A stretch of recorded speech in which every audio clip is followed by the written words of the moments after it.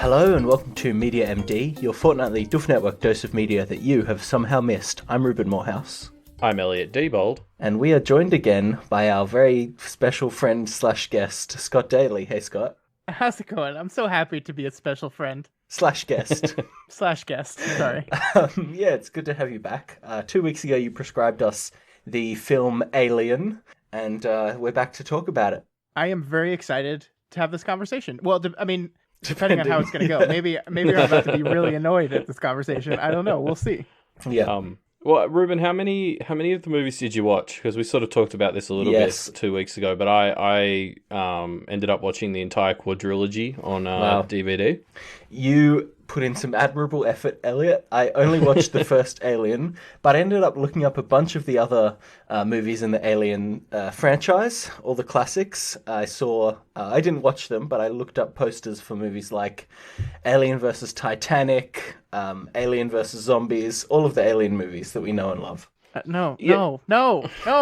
I mean, you joke, Reuben, but I mean, I guess we'll get to Alien Resurrection at some point, but I mean, I wouldn't mind. I don't think it would be too far to compare those movies. Yeah. But I guess if we start with the original, and usually we start with a plot summary. I think the plot summary is going to be pretty easy for this one because we've already covered The Expanse, and Alien 1 is just a rip-off of Leviathan Wakes. Mm-hmm. Yes. So that's pretty much the plot. This is how it's gonna go. Well, why don't I give us a plot summary? Yeah, to answer your question seriously, Elliot, I did only watch the first Alien movie, but we discussed last time that I had seen Prometheus as well, so I feel like I can kind of track the trajectory of those movies pretty perfectly. Yeah. But let's start with Alien. Yeah. So, I was kidding before, but there's definitely some similarities with the plot for The Expanse. There's this ship called the Nostromo. The crew gets woken up from hypersleep because there is a signal. They go down. Surprising no one who's watched any of the trailers or anything, they find an alien, or even just read the title. And then, I mean, things go bad from there. The alien sort of infests the ship and causes a whole lot of trouble for everyone except for Ripley. And the cat. The cat also survives. Yeah, yes, I'd forgotten about the cat. And so Ripley and Jonesy, I think is the cat's name, make it out in the end. But, I mean, obviously this plot's synopsis is really selling short what the main, thing for this movie was for me, which was, just the atmosphere. Yes, definitely. And the sort of the slow-burning horror. Yeah. Yeah, it is quite a simple premise, but it's one that succeeds because of its execution, right? It's really just, there's a monster on the ship that's going to kill everyone, person by person. And it is one of the, the strongest, one of the earliest and also one of the strongest kind of executions of that premise. Yeah, and one of the things I like so much about it is it's a 2-hour movie, and you don't even really get the alien until about the 60-minute mark. Yeah. So it's this very kind of slow, deliberate buildup where we really get to know every single one of these characters. We get to know, I think the characters aren't super deep and complex, but I love how natural the interaction between them is. You get this rapport that this crew has with each other. They have certain members are closer to other members and they don't like other people, and you can tell this kind of class divide between the people that are responsible for maintenance and the command crew, and all of this. The movie lets you have all of this and understand all of this before it really starts to turn on the spooky. Yeah, and I mean that that's good, because the more I care about the characters, the more upset I am when the alien gets them. Yeah. It's a surprisingly simple thing that a lot of horror movies don't seem to quite land. Because they just want to rush into it, right? You want to get your first scare 15 minutes in, and that's not what this movie does at all. And I love the opening title credits. I think it's so cool, the slow burn at which Alien appears on the screen one little bit at a time, and I think that perfectly matches the pace of the movie. It's just this slow creeping advance. Yeah, that whole opening really just sets that tone of the sort of slow burn. As well as that, you've got these really sort of long shots of different parts of the ship and stuff as it sort of starts to zoom in on them cryo sleeping. It's just really establishes that this isn't going to be a quick movie. And that as you said, it goes for about 2 hours, and I didn't really feel that. I think the only time I sort of noticed that it was going a bit longer than I expected was right at the end when Ripley sort of puts herself to sleep on the shuttle, and then the movie didn't. Oh, sorry, no, she starts to relax in the shuttle, and then the movie didn't end, and I was like, okay, this hasn't ended. I guess the alien made it onto the shuttle. Which was like a fun little scene. I didn't know that was coming, and that caught me completely off guard. It was a great like additional ending. Yeah. Yeah, I love that so much. Yeah, I like, it's been so long since I saw this movie that it's really impossible for me to remember what it was like to not know what was happening next. So it's really great to hear that the shuttle part really took you as a surprise. That's like, it's a thing. You watch them all, right, Elliot? So like, Yeah. you know that's a thing that they do where Yes. where you think you've won, you think the movie's over, and then nope. So that's become a thing with this series, but it was established there in that very first one. So it's cool that it was a surprise. Yeah, no, I definitely noticed that the other three that I watched all kind of copied the same idea. And I got why they did it, because it worked so well on me the first time. I kind of started mentally packing up at the end of the movie, and then it was just like, what? Why is this still going? It was great.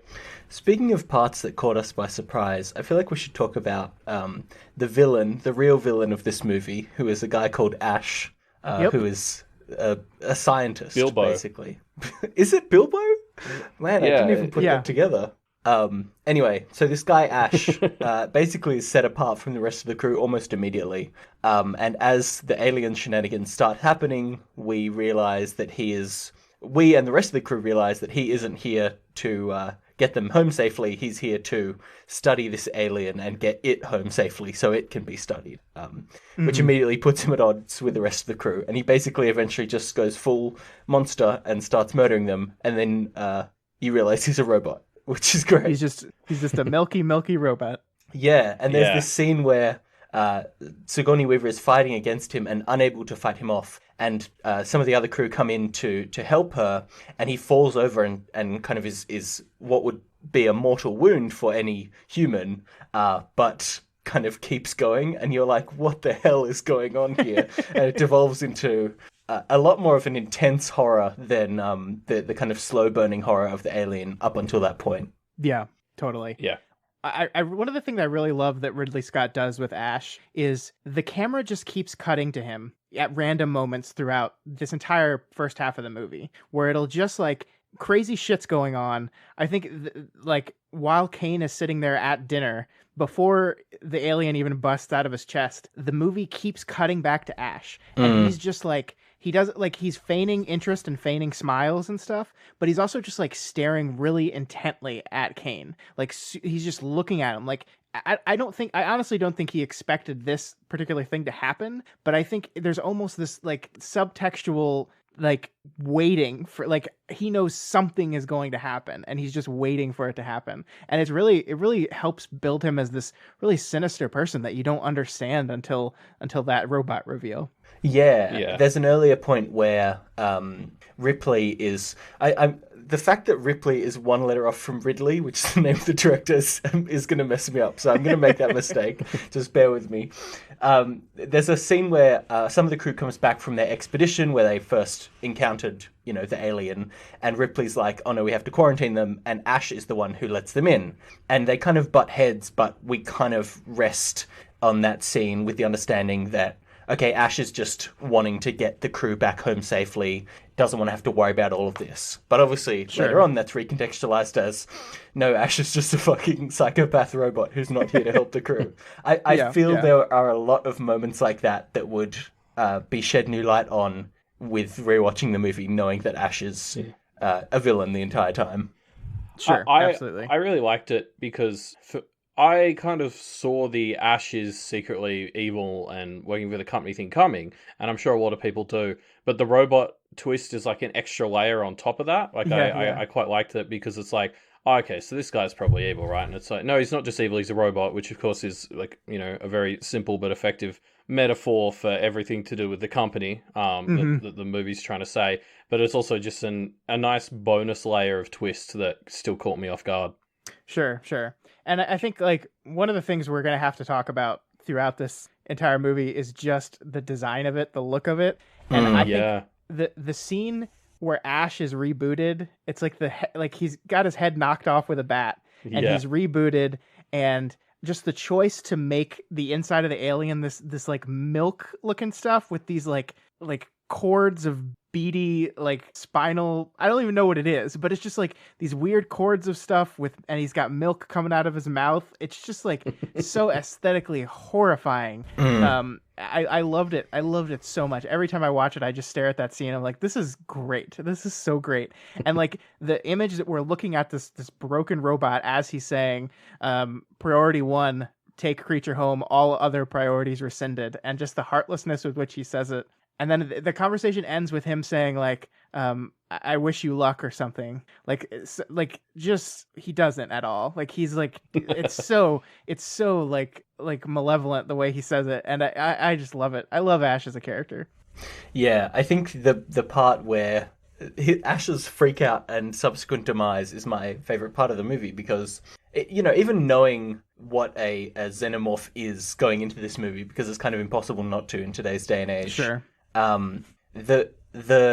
The fact that it goes through a few different like stages of life and all these things still led to there being what is, I think, intentional in the movie of just kind of a lot of mystery around what it actually can and can't do. Like it's kind of an unstoppable force, right? Or at least a force that you don't know how to stop, because it seems to change what it actually is so much.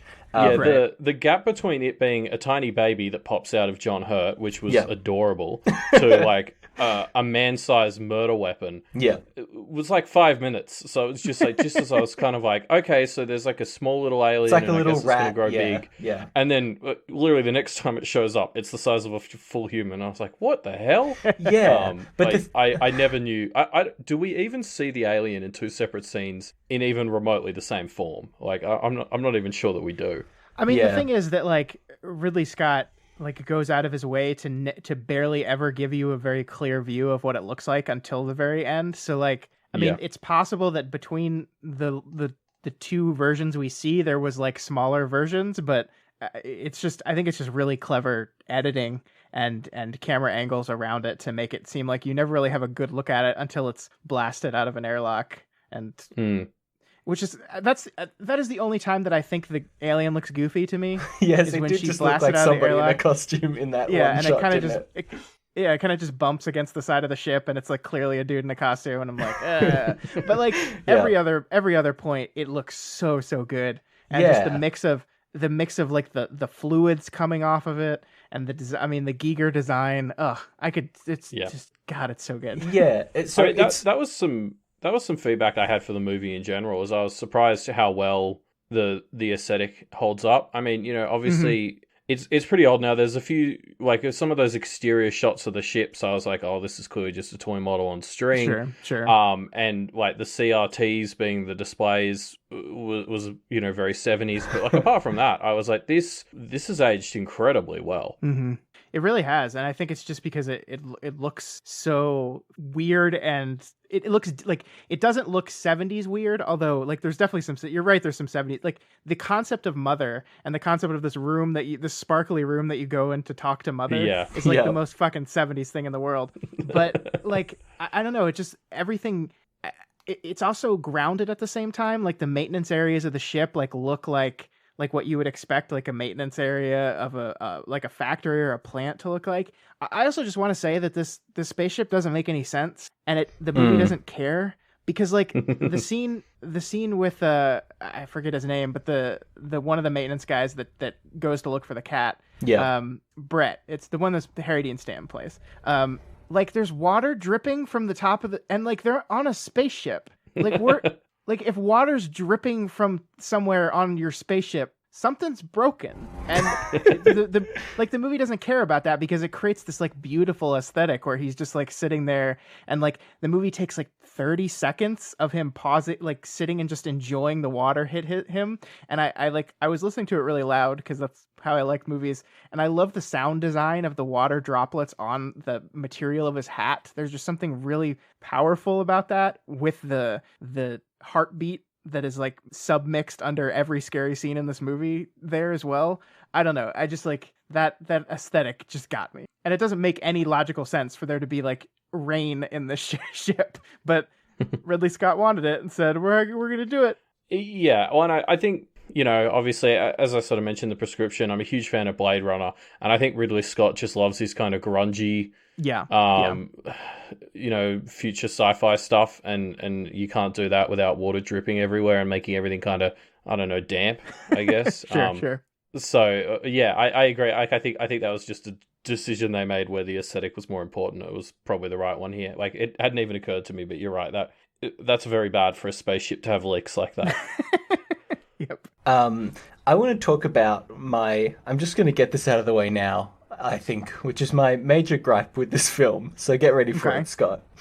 I really just found the crew to be very bad at dealing with emergency situations. In terms of a number of things that they do, so it's in some ways they react well. Like, there's this bit where there's some acid that's falling through the ship, and they're all freaking out and trying to contain it and taking good safety measures. It's great. Then there's this bit once the alien really starts popping off, and they're constantly like trying to save this cat, which is clearly a mistake. There's things like they don't dial in, conversations with each other enough. It's the kind of thing where I feel like it shouldn't have bugged me, because it's not the point of the movie, obviously, to worry about are these crew adhering to their safety protocols or not. But I found myself really getting a bit upset at just how unwilling to communicate they were.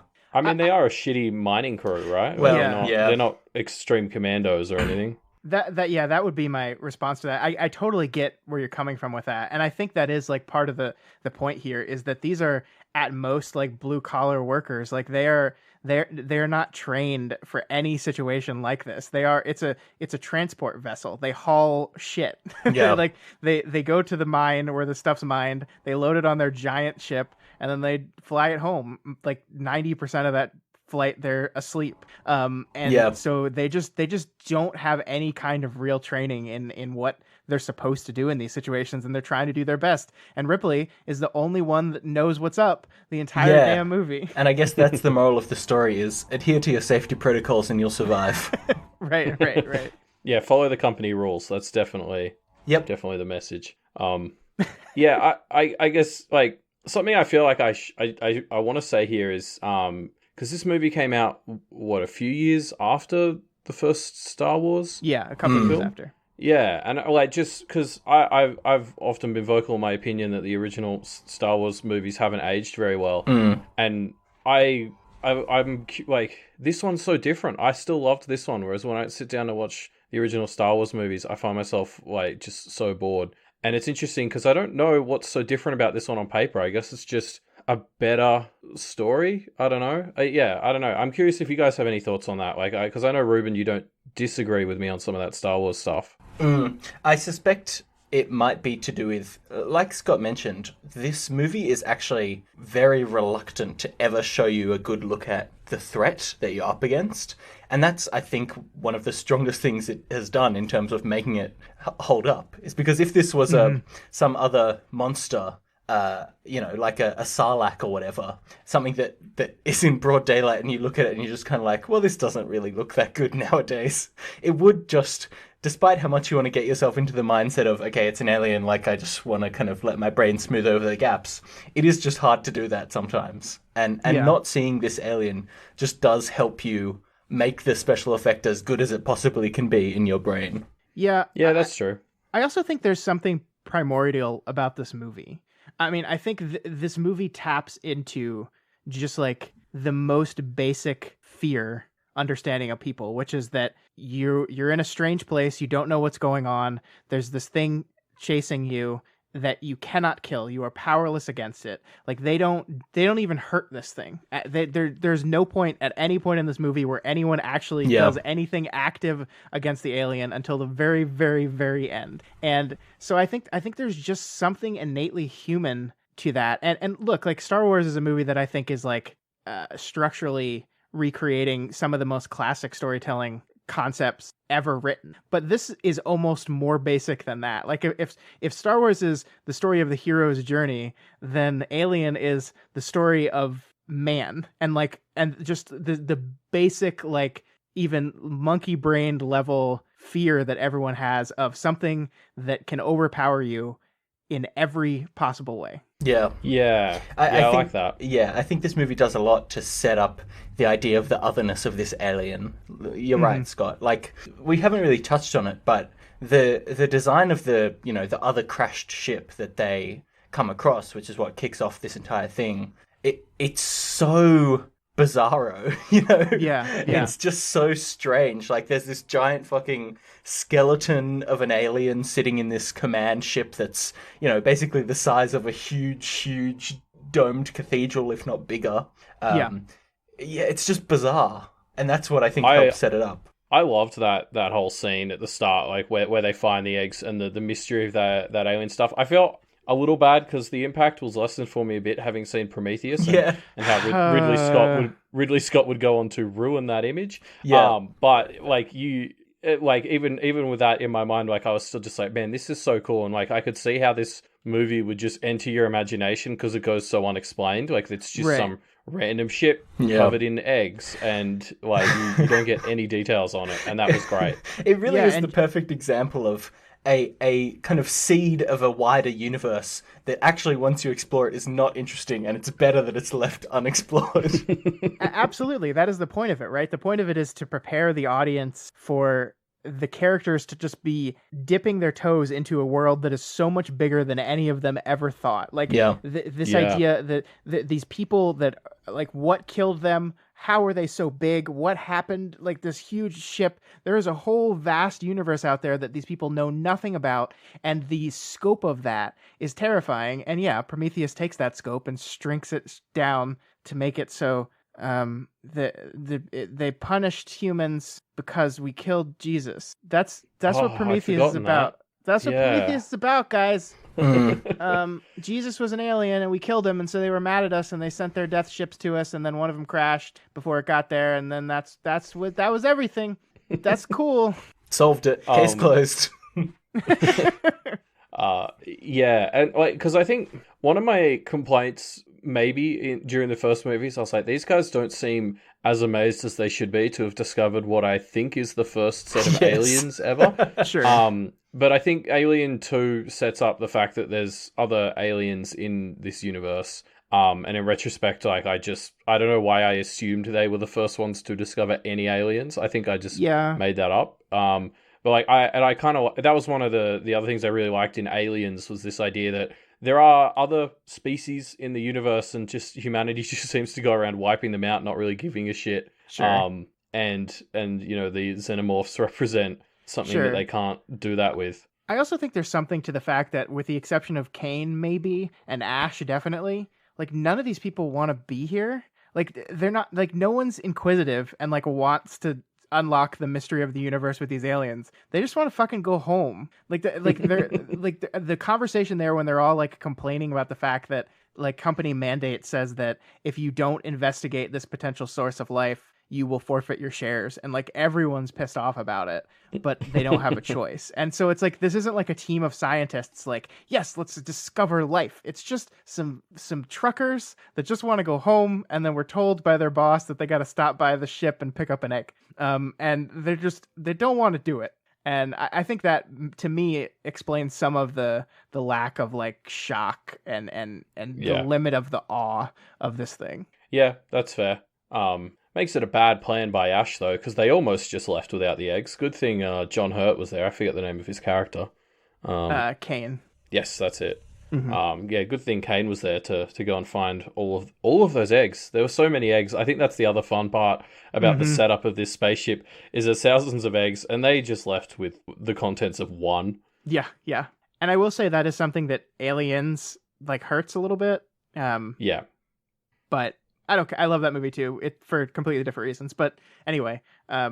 Well, so should we I guess should we talk about aliens or? we can talk about Aliens a little bit. I did want to talk to you guys about, like, there is a lot of sexual metaphor in this movie, and I think we gotta at least we can't have a conversation about Alien without talking about it, because like the design of the design of the alien, it's meant to look like a penis, guys. Its second mouth is literally penetration. Like the way that it impregnates you is Yes. analogous to rape. And I think the creators of this movie wanted it like very specific, where like we want this to be men. We want the first character that gets impregnated with the alien, it has to be a man, because we want like this experience to be like a thing.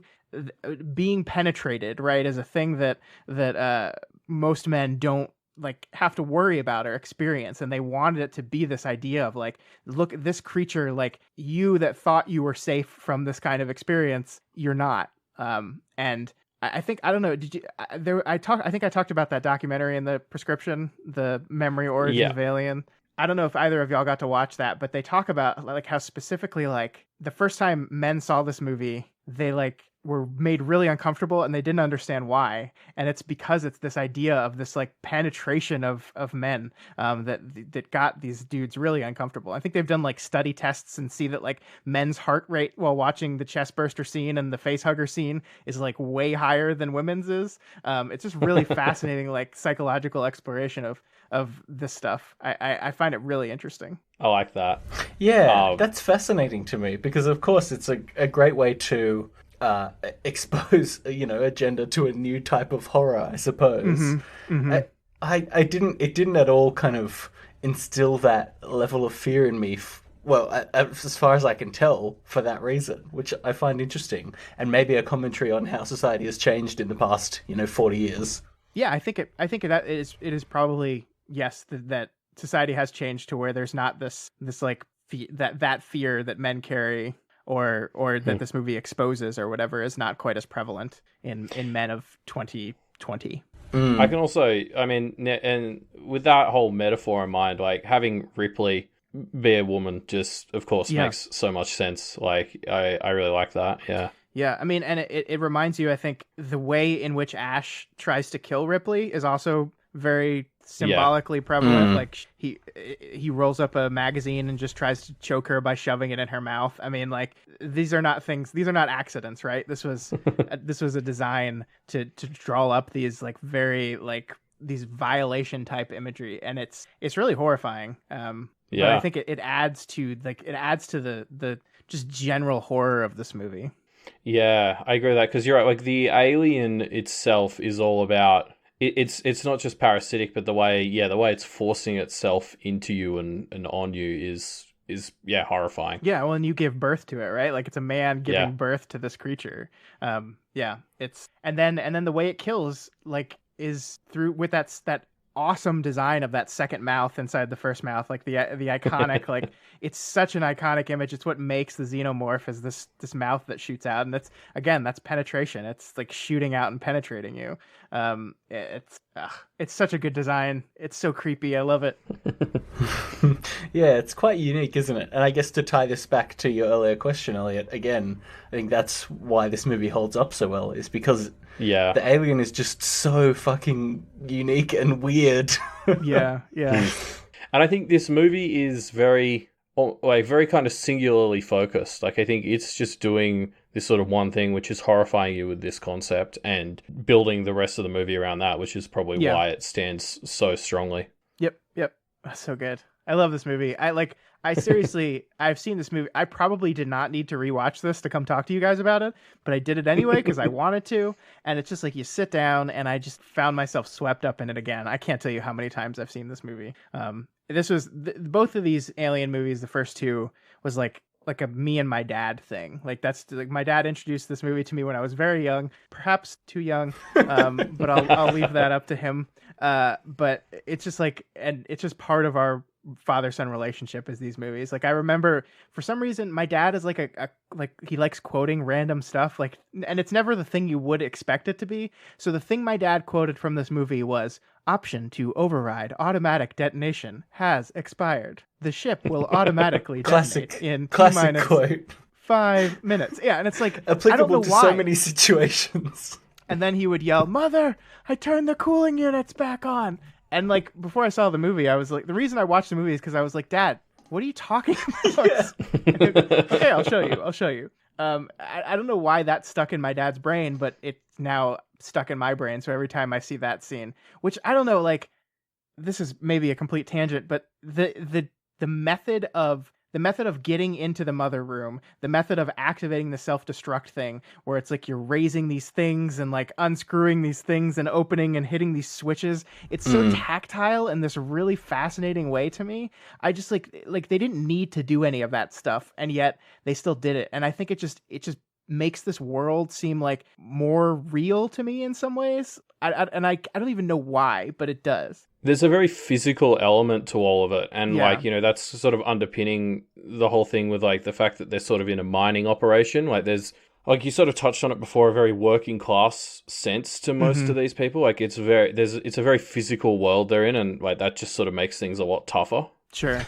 Yeah, and I think it works in terms of like the cinematography of the scene as well. If it was, you know, if she was keying in a code onto an iPad, it just wouldn't be as captivating because you're just watching somebody looking at a screen, right? As opposed to moving around a physical space and taking physical actions that you can kind of track and see. Yeah, and like rising these coolant towers, and then when she's desperately trying to turn it off, she's like they're like slowly lowering, and she's like on top of them trying to push them in faster as Mother counts down. It's such like I like, part of me is like, Dad, why did this quote do that to you? But the other part of me is like, I get it. Absolutely. It's such a powerful scene. Like, I totally get it. I don't know. I love all of that. It's so good. Yeah. Should we talk about Aliens? We can talk about Aliens, yes. Yeah. Did you watch this one, Reuben? I didn't, Elliot. So give me a good plot summary. Okay. Yeah. So okay, it's set. I think it was 57 years after Alien. So Ripley was floating in space for 57 years. And they pick her up, and basically no one believes her. And in fact, they don't. Part of the reason they don't believe her is because some people have just colonized the planet that she was claiming they found the alien on. And she's like, hey, that's a bad idea. And they all ignore her. And then they come back like a month later or so, and they're like, hey, so it turns out we can't contact the people on that planet. Maybe it was a bad idea. And they managed to convince Ripley to lead a squad of Marines down to see what's up. And from there, it kind of devolves into a more military horror film, where basically it turns out there's a giant nest of aliens because they impregnated like all of the colonists. And, you know, then they lose their ship to get back off, and it just turns into a different kind of horror film, but still a pretty good one, where they're trying to get off this planet while machine gunning like dozens of aliens. And there's a queen alien, which is like, didn't work for me in Aliens 2, but I kind of liked what they did with it later in the series. You didn't like the queen? It kind of felt a bit like in Aliens that they were like, we have to go bigger. Like, you know, we killed all the other aliens. It's like, so what if there was some sort of super alien? Well, I have a question for you. Did you watch the director's cut of that movie? No, I watched, all my DVDs had the option of something, like, it was either something else or the theatrical release, and I always went for theatrical. Yeah, and that's fair. I think that's generally the right call. The thing about Aliens is a movie about motherhood. Yes. Yeah. So and for whatever reason, I still don't understand the theatrical cut of that movie cuts the establishing shots of Ripley as a mother. So in the director's cut, Ripley goes home and finds her daughter, because her daughter was a little girl when she left to go on this trucking mission, and it's been like 80 something years, and her daughter is dead because she lived her entire life and was an old lady and has died. And so there's a lot of guilt Ripley attaches to that. And then on the planet, she finds this little girl named Newt, who just so happens to be the same age that Ripley's daughter would have been when she was supposed to get home, and she kind of adopts this girl. And they removed the part that establishes the fact that her daughter, she had a daughter and she died. And it's the dumbest thing in the world. In fact, Sigourney Weaver hates it too. Like, she was so furious that they cut that part out of the movie because it completely ruins like what the movie's about. And yeah, I think in that context, the fight between Ripley and the Queen alien takes on another form, because it's two mothers trying to defend their child, or children in the case of the Queen. And so that has so much more meaning to it when that setup is clear and that theme is clear. Yeah, God, why? Yeah, okay, that retroactively makes so many other things because I was like a bit iffy on the whole Newt thing because it kind of felt like they were like, well, Ripley's a woman, she can be the mother figure. Right. Whereas if you've established this sort of missing piece in her life beforehand, that makes a whole lot more sense. Yeah. I still really liked Aliens. I kind of liked it justified itself in being different as a sequel, which I definitely really liked. But Sure. at the same time, being true to what the first one was and kind of extending it. I agree with you. I think you mentioned before, one of the only things I don't like about it is how, like, because it's the military now, they're just, like, mowing down dozens of aliens at times, and it feels it cheapens the effect of the aliens a little. It does. They're almost, like, different, right? It's like, that alien on that ship was different than these. Yeah. It's not just that they didn't have weapons on the ship. These seem weaker. They seem not as unkillable because many of them are killed. Many of them are killed. Yeah, like I guess the Queen starts to slot into the role of the original alien, and that she's the bigger, badder one. And then I guess I know you just talked about it a lot recently, Scott. And I haven't had a chance since watching it to listen to your podcast, but I watched Alien 3 as well, which takes some of these sexual metaphors and makes them a little bit more explicit. Yeah, definitely. But it introduces a doggy alien, which I liked. I liked the dog alien. I don't know. I had mixed thoughts on that one, just compared to, especially, I literally 2 hours ago sat down and watched Alien Resurrection, which I wish I'd asked you about beforehand because you might have been able to save me. Yeah. I did not enjoy that one. There's some really goofy shit in that movie that I really, really like, but yeah, it's not very good. I love so much of the concept of Alien Resurrection. I just felt the execution was left room for improvement. Yeah. I mean, the saddest part was seeing at the end that Joss Whedon was one of the writers. Yeah, but I wonder if it's one of those ones where like he wrote maybe the original treatment and then they maybe. like butchered it. I haven't looked into the story behind that, but there are moments in that movie where I see the Whedon quippiness of the characters. Yeah. But the whole movie doesn't feel like that at all. So Yeah. I don't know how, like he's listed as the main writer, so it might be his whole script, but I don't know. It's bad. It's real bad. Yeah, it's whereas like I very much enjoyed Aliens, and I still thought Alien 3 was very solid, even if I had some issues with it. Sure. And then Resurrection, it was just like, oh, I can see why they took a break on the franchise after this one. Yeah. I agree with you. Like, I was shocked at how much I liked Alien 3. That's basically what we talked about the entire time on our podcast, where we were like, holy shit, I remember hating this movie, and it's really good, actually. It's definitely not even close to the first two, but there's a lot of really fun, interesting stuff in there. The thing I like most about that movie is like the boldness of which it makes its choices. It is a movie that is both trying to like go back to what Alien was, but also just doing some crazy shit that I'm like, what? That's great.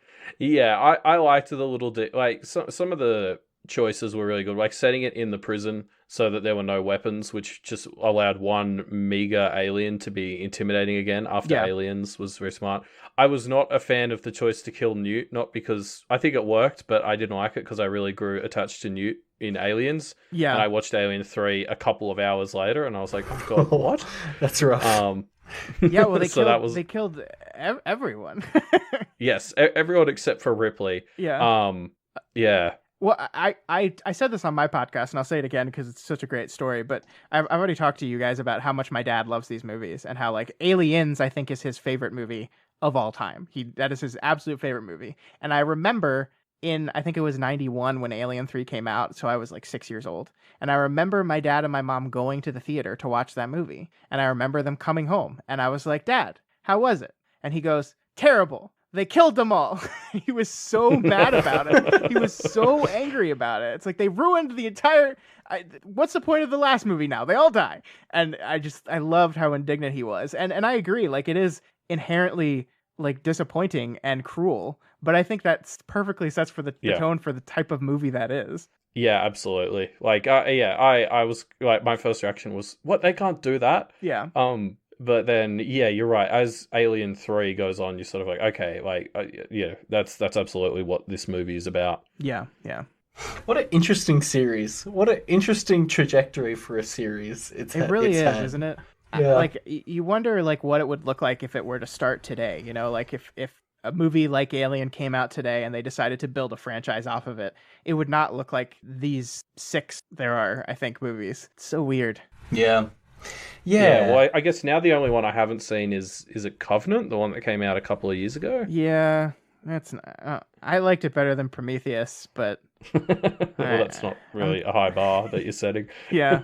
Yeah, it's so interesting to think about. It's interesting to think about the idea of Alien being a movie that defined a new horror monster, right? And this happened obviously a fair amount back in the 70s and 80s, right? The defining of new horror franchises. But that doesn't really happen nowadays anymore, right? We have new horror movies like It Follows, for example, which is a kind of new type of horror that is trying to a new type of monster that's trying to say something, or the Jordan Peele movies that have their own kind of types of horror monsters. But it's hard to imagine them turning into franchises that grow in the same way that Alien or you know, Saw or Nightmare on Elm Street or any of these kind of tentpole horror franchises have grown. True, yeah. There's not really like a monster movie in which the monster becomes, I mean, I guess the closest thing you could say to that would be Pennywise in the new It movies, because those were so big that like I feel like Pennywise has like come to the forefront of people's minds when they think about monsters. But other than that, yeah, I can't think of anything else. That's interesting. I wonder if there'll be some other new genre of monster that starts a sequel, like a Babadook 2 that starts building up this kind of legacy of this monster, you know? Yeah, that would be interesting. I'm not sure how that would work, but yeah, I mean, I think, I don't know, I would love to see like an idea and I feel like so much science fiction and so much sci-fi horror like owes itself to this movie. Even the designs of movies that take place in completely different places, like they seem to build off the concept of the alien monster.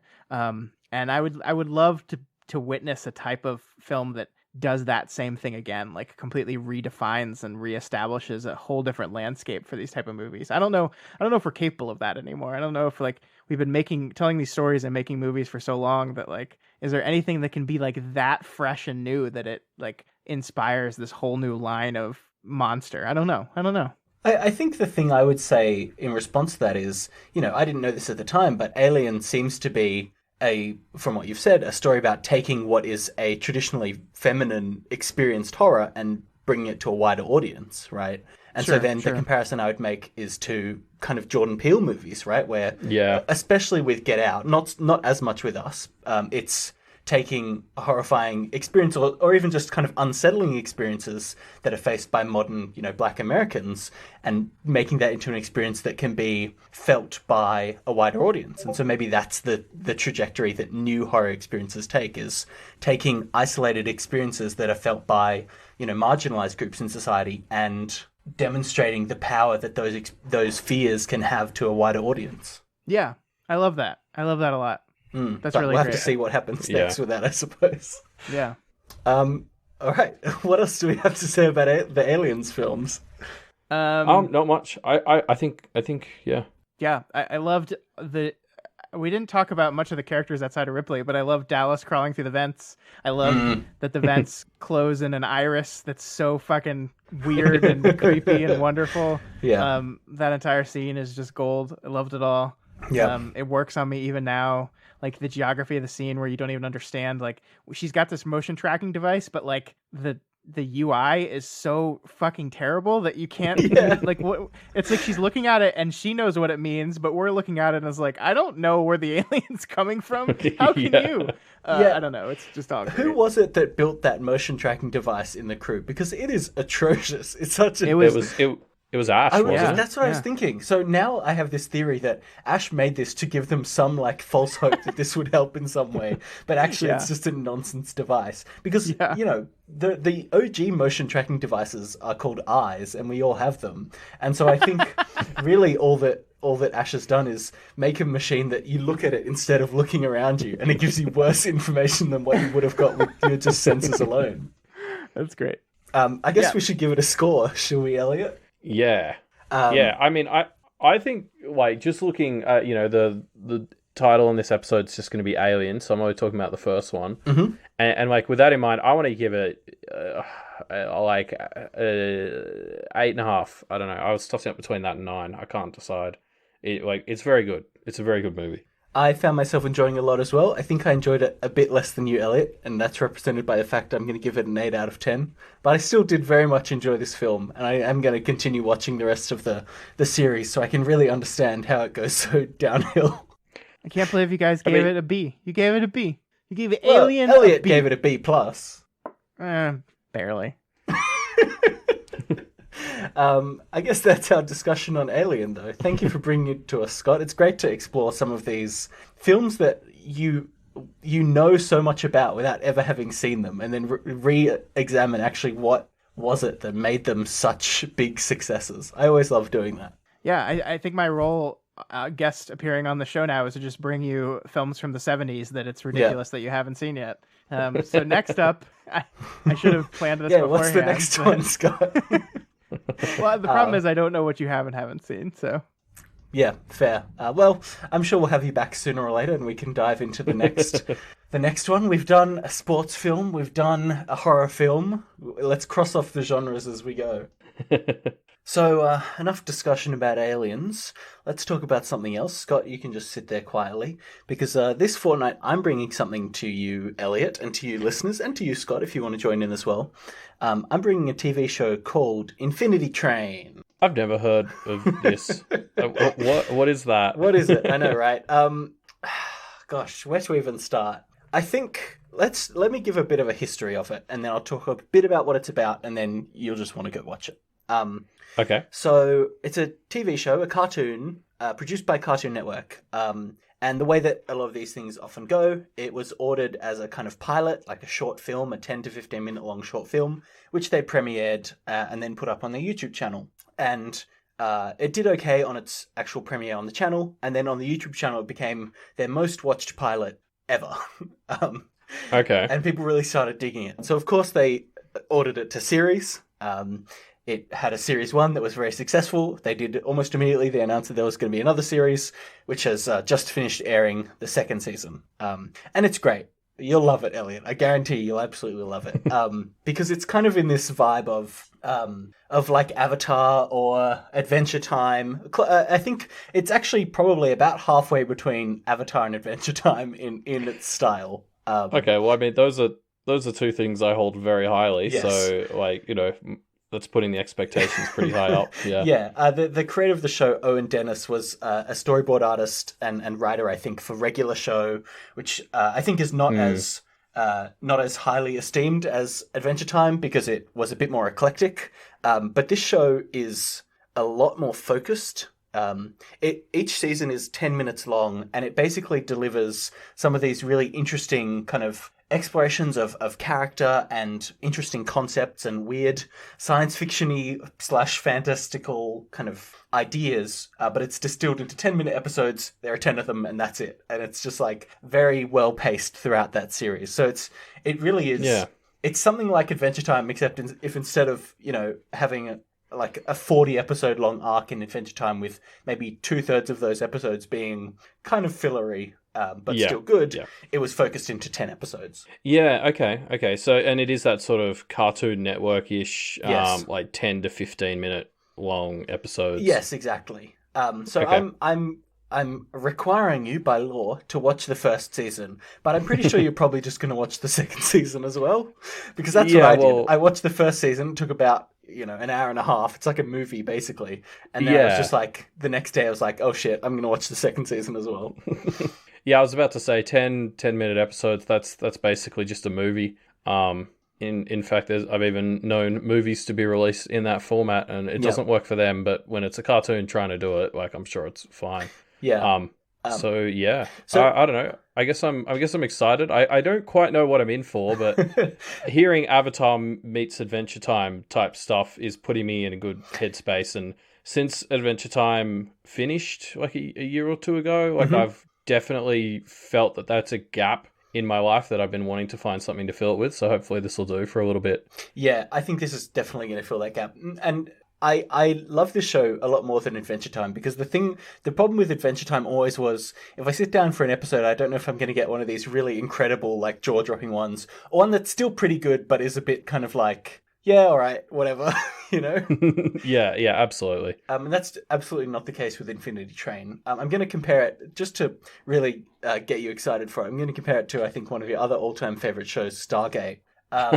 Because the basic premise of this show is it's about a girl who finds herself on a mysterious train, and each train car that she enters has just a completely different situation.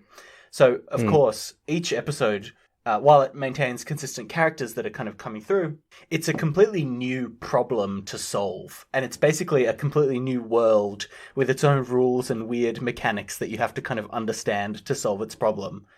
So, okay, I guess while we're just doing comparisons to stuff I love, I'm also getting Luigi's Mansion 3 vibes out of that description. Yeah, sure. I don't know how accurate that is. Yeah, they're not like themed as aggressively. Like it's not like the pirate car. They're a bit more inventive than that, I would say. Yeah, okay. There are some that are kind of themed like that, but there are definitely some that are a bit more abstract, which is nice. The other thing I think you'll really like about this is, and I don't know if I should talk about this or not, but the first season is its own self-contained arc, which obviously raises the question of, well, what the hell is season 2? And the answer to that is it's kind of evolved into an anthology now, where the second season kind of takes the same kind of themes of the first season, but explores them with new characters and new situations. And I found the second season so good as well. And I'm just really excited for this to now be a format that they explore. Yeah, okay, that's interesting.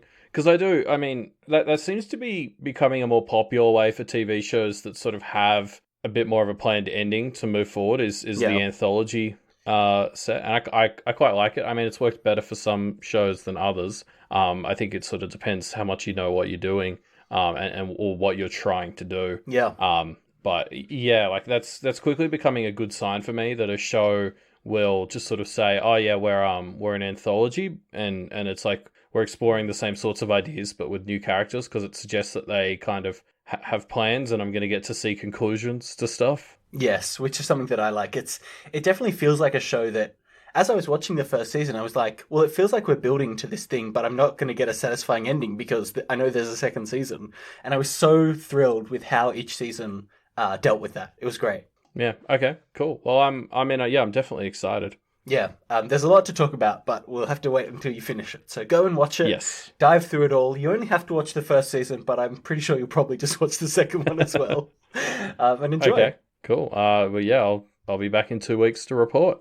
Yes. Now, listeners, if you're going to go watch Infinity Train as well, which you should, it's awesome, make sure you send us your thoughts, and your thoughts may even get featured on this here podcast when we come back in a fortnight.